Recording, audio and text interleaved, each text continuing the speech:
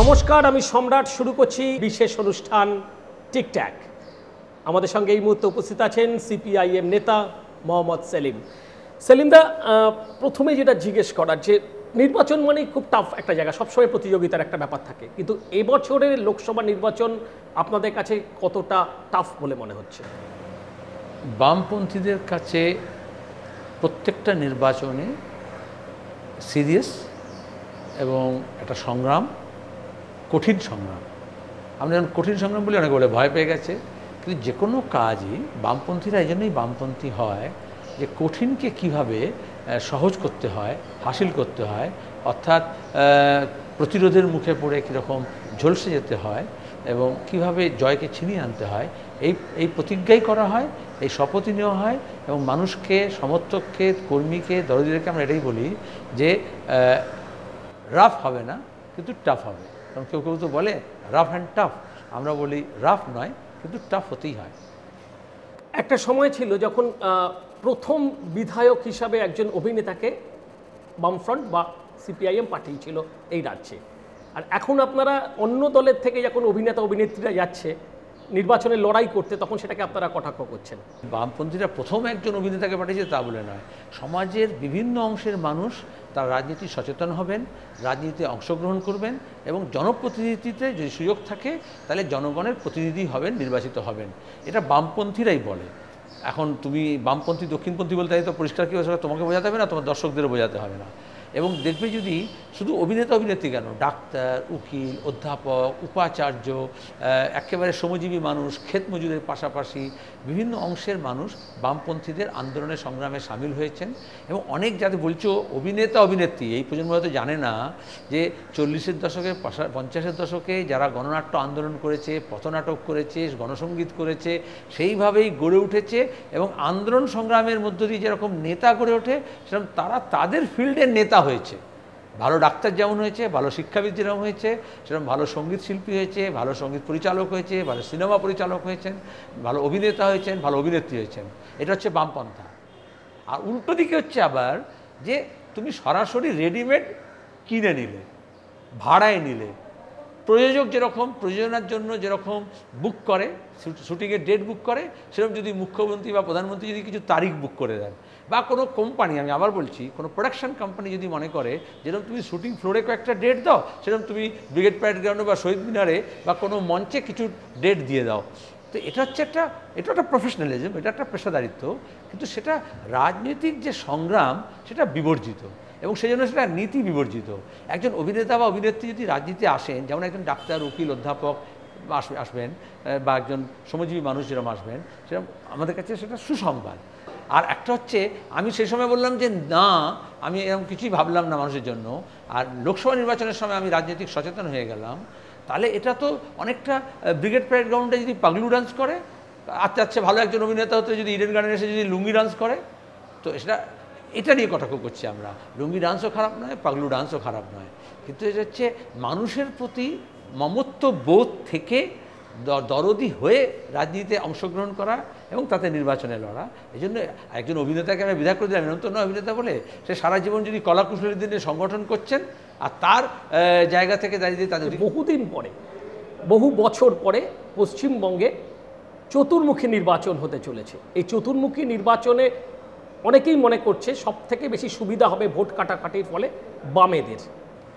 প্রথমতই যে মিডিয়ার এই অবজারভেশন, সেটার ব্যাপারেই আমাকে একটু পিঞ্চ অফ সল্ট নিতে হবে।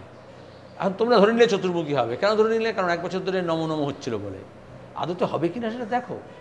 তার মধ্যে আজকাল কি হয়, প্রার্থী দিলেই অ্যাডজাস্টমেন্ট হয় তা নয়, প্রার্থী না দিয়েও অ্যাডজাস্টমেন্ট হয়, প্রার্থী দিয়েও অ্যাডজাস্টমেন্ট হয়। তাহলে সিট স্পেসিফিক কংগ্রেস বা তৃণমূল বা আরও কিছু সংগঠন, চতুর্মুখী কেন, আরও কিছু সংগঠন আছে, জাতভিত্তিক, ধর্মভিত্তিক, ভাষাভিত্তিক আছে, অন্যরা আছে। এই যে মহাজোটের নাম করে তো অনেকেই জুটেছিল বাম বিরোধী শিবিরে, এবং তৃণমূল কংগ্রেস তার নেতৃত্ব দিয়েছিল। পরে দেখা গেল নেপোয় মারে দই, তারা সব একদিকে নিল আর বাকিরা হচ্ছে রাস্তার ধারে পড়ে থাকলো। সুতরাং তারাও নিজেদেরকে রেলেভেন্ট করার চেষ্টা করছে। কতটা রেলেভেন্ট হবে সেটা তো নির্বাচনে হবে। এখন আমি চতুর্মুখী কেন, আমি বলি বহুমুখী হবে। আচ্ছা, দ্বিমুখী হবে না, কোথাও ত্রিমুখী হবে, কোথাও চতুর্মুখী হবে, কোথাও পঞ্চমুখী হবে, কোথাও ষষ্ঠমুখী হবে। কিন্তু যেরকমভাবে তৃণমূল কংগ্রেস মনে করছে যে সবটাই চন্দ্রমুখী আলুর মতো হবে, তা হবে না, কিছু কিছু পোড়ামুখী হবে। রাজ্যের বাইরে একটুখানি সর্বভারতীয় ক্ষেত্রে যদি যাই, থার্ড ফ্রন্ট, তৃতীয় ফ্রন্টের যে চিন্তাভাবনা নতুন করে তৈরি হয়েছে, শুরুতেই কিন্তু তৃতীয় ফ্রন্ট আমরা দেখলাম জয়ললিতা বেরিয়ে আসার পর একটা বড় ধাক্কা খেলো। তৃতীয় ফ্রন্টের এই নির্বাচনে ভবিষ্যৎ, আচ্ছা, এটা অদ্ভুত কথা, মাঝখানে কাটছি। যেসব ফ্রন্ট হয়েছে, ঘোষিত হয়েছে, সেই ফ্রন্ট নিয়ে আলোচনা করছো না। তৃতীয় ফ্রন্ট বলে কোনো জিনিস তৈরি হয়নি, তৃতীয় ফ্রন্ট বলে কোনো ঘোষিত হয়নি। এবং সিপিআইএম তার বিগত পার্টি কংগ্রেস থেকে বলে আসছে যে আমরা নির্বাচনের আগে কোনো ফ্রন্ট করব না। এবং অন্য দলগুলো যারা 14টা পার্টি একসঙ্গে হয়েছে বা 12টা পার্টি একসঙ্গে হয়েছে, তারাও বলেছে এটা কোনো ফ্রন্ট নয়, এটা কোনো রাজনৈতিক আঁতাত নয়, এবং এমনকি এটা কোনো সিট অ্যাডজাস্টমেন্টও নয়। সিট অ্যাডজাস্টমেন্ট যেটা হবে রাজ্যভিত্তিক, যে যেখানে ডমিনেন্ট পার্টি আছে তারা আলোচনা করে ঠিক করবে। আর আমরা যেটা করেছি, এতগুলো নীতির ভিত্তিতে কতগুলো কমিটমেন্ট ভোটের আগে মানুষকে করতে হবে। এখানে তোমাদের আপত্তি, আমি পরিষ্কার বলছি, তোমার পোর্টাল বলে না, সবারই। এই জন্য তারা মনে করছে যে একটা ফ্রন্ট হতে হবে, একটা নেতা হতে হবে, কারণ ছকটা তারা করে দিচ্ছে। আচ্ছা, ওই ছকের রাজনীতি বামপন্থীরা করবে কেন? সবটা কি ছকবাজি নাকি? আমরা বলছি ভোটের আগে বলো তুমি বেকার সমস্যার সমাধানের জন্য তোমার কর্মসূচি নেবে কি না, মূল্যবৃদ্ধির বিরুদ্ধে দাঁড়াবে কি না, নয়া আর্থিক নীতি উদারনীতির বিরুদ্ধে দাঁড়াবে কি না, কৃষক আত্মহত্যা করছে, ফসলের দাম পাচ্ছে না, সেইবারে কি বলবে, ন্যূনতম মজুরি গরিব মানুষের, অসংগঠিত শ্রমিকের 10,000 টাকা হবে কি না, নারী নির্যাতনের বিরুদ্ধে এবং সমানাধিকারের পক্ষে কি না, সাম্প্রদায়িকতার বিরুদ্ধে কি না, স্বাধীন বিদেশ নীতির পক্ষে কি না, ভূমি সংস্কারের পক্ষে কি না, এইটা কমিট করো। তার মানে কি, যে ভোটের আগে 1 বছর দেখছি কর্পোরেট মিডিয়ার দৌলতে জোরসে তারা বলছে নমো রাগা, যদি নমো না হয় তাহলে মমো। কিন্তু আমরা বলছি নেতা নয়, নীতি খোঁজ করো।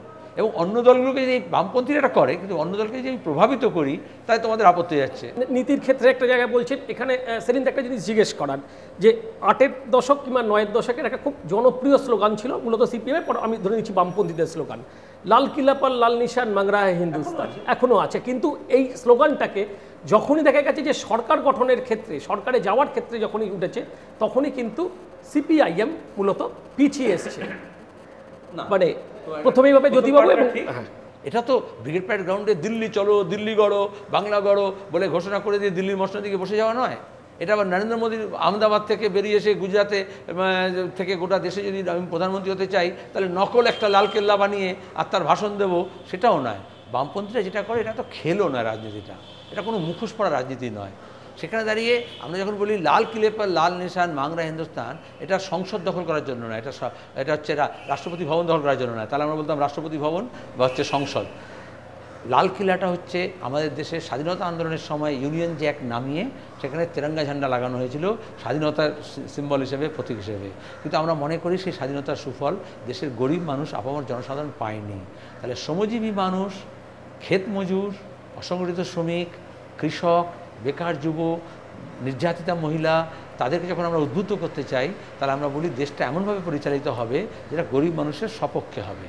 তাহলে আসলে স্বাধীনতার সুফলটা যাতে আমার গরিবের কুটিরে প্রবেশ করতে পারে, পেছিয়ে পড়া এলাকা, পেছিয়ে পড়া মানুষের কাছে পৌঁছতে পারে, তার প্রতীক হিসেবে এই স্লোগানটা যখন দেওয়া হয় লাল কিলে পর লাল নিশান, তার মানে দেশের যে নীতি নির্ধারিত হবে, লাল কিলা থেকে প্রত্যেকবার প্রধানমন্ত্রী যে ভাষণ দেন তেরঙ্গা লাগিয়ে দিয়ে, স্বাধীনতা পতাকা তুলে দিয়ে, সেখানে গরিব মানুষের যে আশা আকাঙ্ক্ষা ঘোষণায় প্রতিফলিত হলেও সেটা কার্যত ঘোষণায় পর্যবসিত হয়, সেটা রূপায়িত হয় না।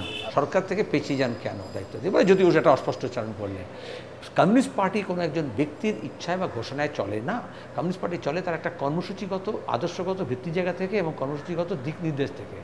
আমাদের যখন 96 সালে এরকম অবস্থা হলো, কোনো বুর্জোয়া লিডারশিপের মধ্যে অ্যাকসেপ্টেড নয়, কংগ্রেস সরকার করতে পারবে না, বিজেপি সরকার করতে পারবে না, অথচ তৃতীয় শক্তি অকংগ্রেসী, অবিজেপি, তারা যদি জোটবদ্ধ হয়, তাহলে কংগ্রেসের সমর্থনে একটা সরকার তৈরি করতে পারে। প্রথম কথা আমরা বললাম কংগ্রেসকে আমরা হাড়ে হাড়ে চিনি, কংগ্রেসের সমর্থনে আমরা সরকার করলে আমরা আমাদের নীতিটাকে রূপায়িত করতে পারবো না। এটা পরে দেবেগৌড়া গুজরাটের সময় দেখা গেছে পায়ের তলা থেকে কিরকম কার্পেট কংগ্রেস সরিয়েছে, যেরকম ভিপি সিংয়ের বিরুদ্ধে সরিয়েছিল। আবার উল্টো দিকে আমাদের একটা কর্মসূচিগতভাবে যখন দায়বদ্ধ করতে বলছি, যেটা মিনিমাম প্রোগ্রামের ক্ষেত্রে UP1কে আমরা সমর্থন করলাম, তারা সেই কর্মসূচিতেও একমত হতে চাইছিল না। একমত হতে চাইছিল না। সরকারে যাবো কি লালবাতির জন্য? সরকারে যাবো তো একটা নীতিকে রূপায়িত করার জন্য। তাহলে আগে তো সেই নীতি, আজকে এবার তাহলে আমার কেন বলছি, শুনে নাও। আমি আপনার কথা বুঝতে পারছি। আমি এই জায়গা থেকে একদম জিজ্ঞেস করতে চাই, তাহলে এবারে যদি আপনারা যে 11 পার্টি বা 14 পার্টি, আগামী দিনে হয়তো আরও পার্টি বাড়তে পারে আপনাদের এই জোটের ক্ষেত্রে নির্বাচনের পরে, যদি এরকম সুযোগ আসে যে নীতি নির্ধারণ করার ক্ষেত্রে বামপন্থীর একটা শক্তিশালী আসন নিয়ে তারা এবছর দিল্লি যাচ্ছে, তাহলে এবছর কি আপনারা সরকারে যাবেন? একদম নির্দিষ্ট প্রশ্ন, আমি নির্দিষ্ট উত্তর দিচ্ছি। শুধু যদি সুযোগ আসে, মানে সুযোগটা যদি একটা যেমন লোকে কেউ বলে গড গিফটেড বা আজকালকার sponsored, this episode is brought to you by অমুক কোম্পানি, রিলায়েন্স গ্রুপ, এরকম ভাবে তো বামপন্থীরা যাবে না। যেরকম হঠাৎ করে আন্না হাজারে চলে এলেন, তো this episode brought to you by Alchemist, তো এরকম কোম্পানি স্পন্সার্ড নয়। তিনটে ফ্যাক্টর কাজ করলে খেয়াল রাখতে হবে। এক, যেখানে আমি বলছিলাম কমিউনিস্ট পার্টি সিদ্ধান্ত নেয় বা বামপন্থীরা নির্দিষ্ট কর্মসূচির ভিত্তিতে নেয়। কমিউনিস্ট পার্টি 2000 সালের আগে পর্যন্ত সিপিএমের যে কর্মসূচি ছিল, যারা কমিউনিস্ট পার্টি তৈরি করেছিলেন, সিপিএম তৈরি করেছিলেন, তারা কখনো ভাবেননি যে এরকম একটা অবস্থা তৈরি হবে যে দেশের মানুষ বলবে জ্যোতিবাবু প্রধানমন্ত্রী হন। জ্যোতিবাবু রাজনীতি এসেছিলেন এই বলে নয়, এবং সেই ভোটে আমরা বলিনি জ্যোতিবাবুকে প্রধানমন্ত্রী করার জন্য ভোট দাও। আমাদের দেশের প্রধানমন্ত্রী আগে ঠিক হয় না, আগে এমপি ঠিক হয়, তার সংখ্যা কী হয়, তার ভিত্তিতে সরকার তৈরি হয়। আর তৃতীয়ত হচ্ছে, আমরা যদি সরকারে যাই বা সরকারকে সমর্থন করি বা সরকার গড়তে সাহায্য করি, সেটা কী কর্মসূচির ভিত্তিতে হবে। এই জন্য নীতির প্রশ্ন বলছি। এই জন্য আগে আমরা ফ্রন্ট না করে নীতিতে বাঁধতে চাইছি। অনেক দলের অসুবিধা আছে যে আগে নীতিতে বাঁধনটা তৈরি হয়ে যায়, সাম্প্রদায়িকতা বিরোধী, নয়া আর্থিক নীতির বিরুদ্ধে, স্বাধীন বিদেশ নীতির পক্ষে, গরিব মানুষের স্বার্থে কাজ করবে। এইটা যদি বেঁধে দিই আমরা, তাহলে আমাদের কোনো বাধা রইল না। কিন্তু এই তিনটে আবার যদি বলছি নেই বলে আমরা ব্রিগেড থেকে ডাক দিয়ে নিই অমুককে প্রধানমন্ত্রী করার জন্য চলো দিল্লি।